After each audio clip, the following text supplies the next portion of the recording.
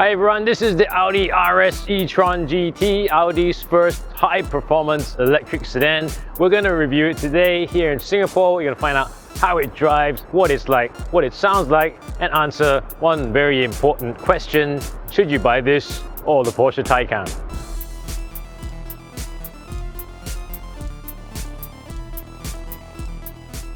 Buy and sell cars smarter, better and faster on our marketplace UCars, with thousands of great deals available from dealers island-wide. Right, before we start, we actually have a video of the car's launch in Singapore.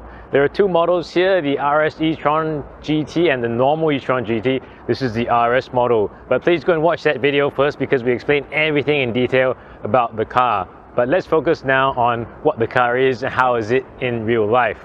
So the E-Tron GT is a grand touring four-door sedan, and it's the kind of car that you drive really fast, comfortably over long distances.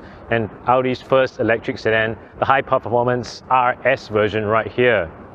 So one thing to know about the car, it's about the same size as an A7 Sportback.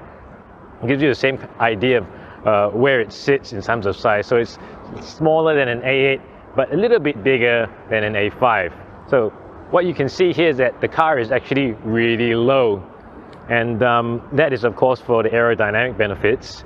And if you come around the front, of course we have the very special looking design. So we've covered all this in our intro video, but I think the overall impression is one of a lot of charisma. This car gets a lot of looks when you drive by. Even though it's not like an out and out sports car, it's still a GT, but it looks very cool in that E-Tron way, the electric car way.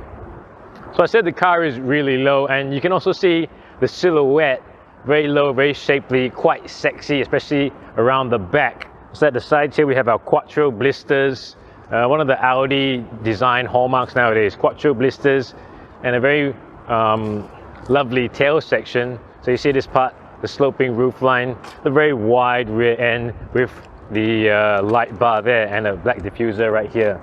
Okay, so very shapely rear end that was caressed by Julian in our launch video. Oh yeah, baby. Daddy, take you for a ride. Yeah, we're gonna have so much fun together. And this RS E-Tron GT actually has the special tail lights, which have the lovely animation. So check that out. Wah.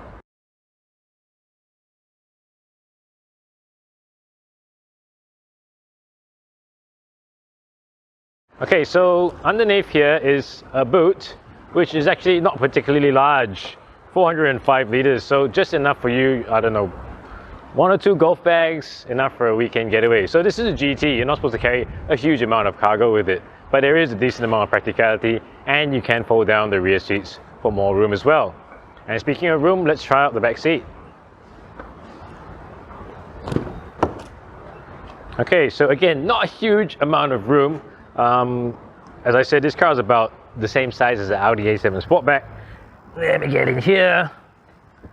And just like the Taycan, there is the foot garage for your foot. So I'm not doing this like in some EVs where the battery takes up the floor space. So a decent amount of headroom for a GT, especially in the back.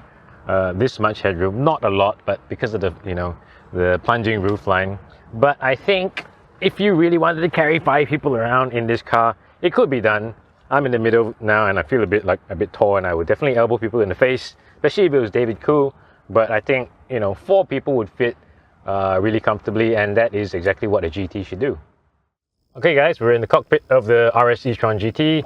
I will start her up, and actually really quiet. There was actually no sound like some EVs do.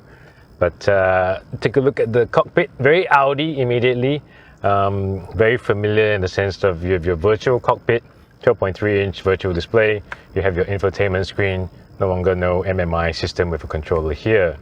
Of course, there are some dramatic touches.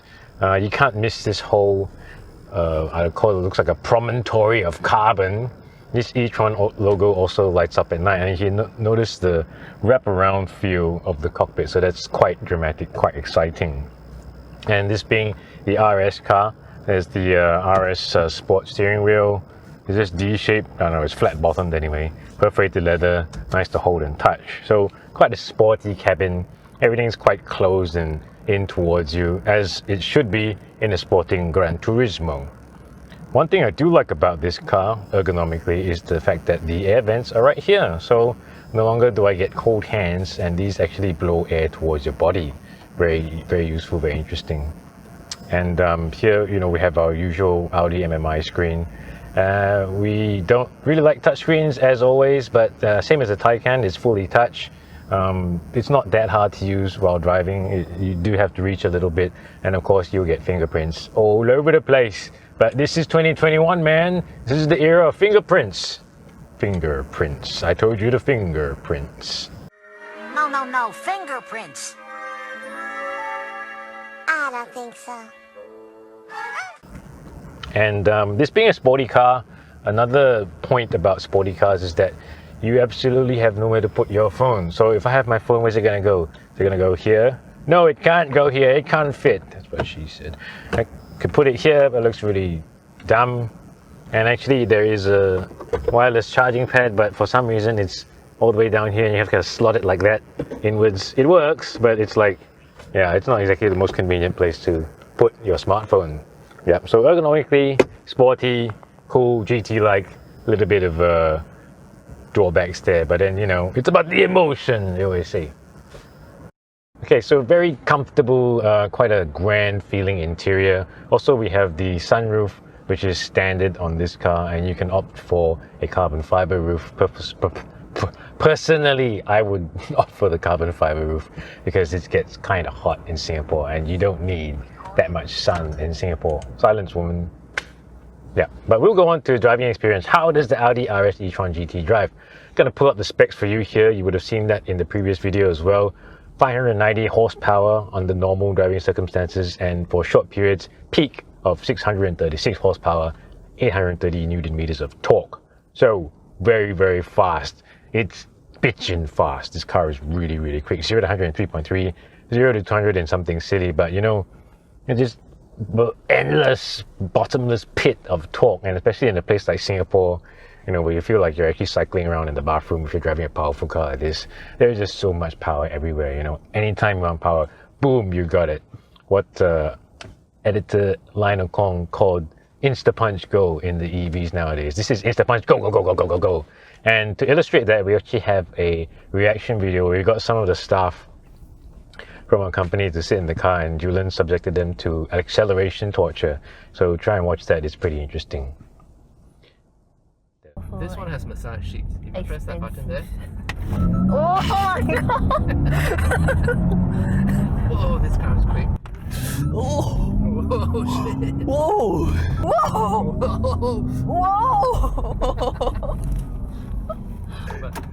But as a daily car, when you're not going, you know, Insta-Punch Go all the time, it is still very civilized. Another hallmark of a GT car right there. So we're driving around normally, it's really, really quiet, as all EVs are. The suspension is great. There's adaptive air suspension as standard on this car, and really big 21-inch trios. So the small bumps do get a good boom, boom, but everything else, overall, the ride quality, very, very good. Better than some SUVs, I say, just like the Taycan. So impressive ride quality, impressive refinement. A little bit of tire noise at highway speeds, because the car is so quiet. That's all you hear when you're going there. And that is quite nice. So, you know, we've driven some people around, they're always very surprised by how quiet, how, you know, easy to fall asleep in a car like this over a long distance as well. But also talking about sound, how does the car sound? So if you have, well, you do have Audi Drive Select, and you can select different drive modes as usual, but also in individual mode, you can select from reduced sound, normal sound, and sporty sound. So I'm going to put that here for you guys to hear. You can hear what the car sounds like. Subdued.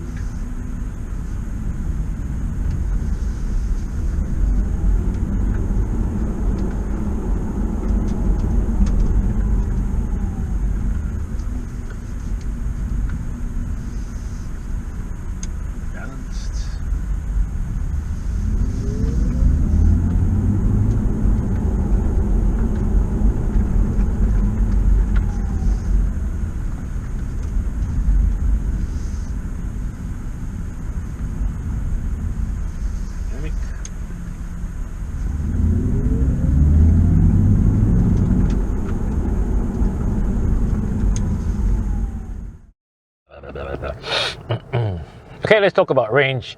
In my real life drive in Singapore, I have not been a good boy because we've been sitting around doing this kind of thing, filming the car, so the mileage won't be as good as in if a real life driver was driving it all the time. But I'm surprised by the consumption of the E-Tron GT, RS E-Tron GT. Right here it shows that I've done 140 kilometers in it, and we got 22.5 kilowatt hours. And it shows me that I have about 280 kilometers of range left. So if you add that up, 420 kilometers on one charge, pretty good.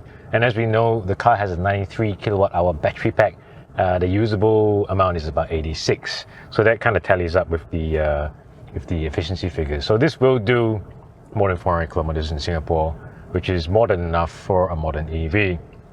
And of course, it has the same 800 volt super voltage system as the Taycan. So the maximum charge rate is actually 270 kilowatts, and you could easily get a full charge in 20 odd minutes. And of course, with an 86 kilowatt hour battery pack, that would take you about 7-8 hours on a home charger with 11 kilowatt input on AC. So our last and most important question is, should you buy this or should you buy a Porsche Taycan? Now the RS E-Tron GT kind of sits above a Taycan 4S, but slightly below a Taycan Turbo. Actually, it's almost the same as a Taycan Turbo when it comes to spec. There's like a 0.1 difference in the 0 to 100 kilometer timing, but the power output and all that stuff are very similar. And of course, the Audi costs 620 grand with COE and VAS, and the Taycan without any options, the Turbo, costs about 600 without a COE. And so you can do the math yourself. Of course, if you wanted to get a Porsche, I think you would want to get an Audi and vice versa. But this car by itself, in terms of driving, in terms of performance, it's pretty much up there together with the Taycan. And there's really not much to split between the two. The Taycan 4S, we did a test drive of that with Singaporean racing driver Ringo Chong. Please check that out if you want to know more about the Taycan. But that car had a little bit of an advantage because it had all-wheel steer. This car has adaptive suspension and all that jazz, but it does not have the optional all-wheel steer, 7 grand. So that would make this car really fun to drive and really chuckable and turnable. But in terms of performance, this car's brakes, acceleration, handling, it is really very exciting. And somebody I know said one of the challenges of EVs is to emotionalize an EV because they can be boring. But having driven this, I think very exciting EV that is very Audi, exactly what the company needs to make exciting electrifying cars. So I'm going to chuck in some video footage of me driving the car here to let you listen.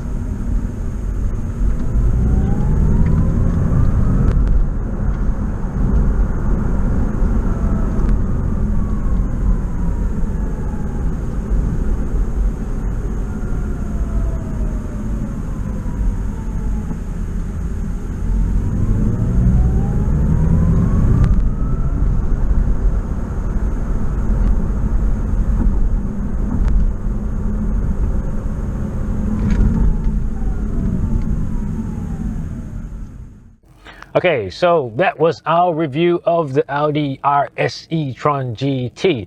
As always, what did you think of that? What do you think of Audi's flagship performance electric car? Let us know in the comments. If you like this video, please like it, please subscribe to carbuyer.com.sg and support us by visiting the website. I didn't want to scream. I was just like, amateur. I thought it's not so scary, but it was quite. Yeah, so now it's not. You can see the thing there.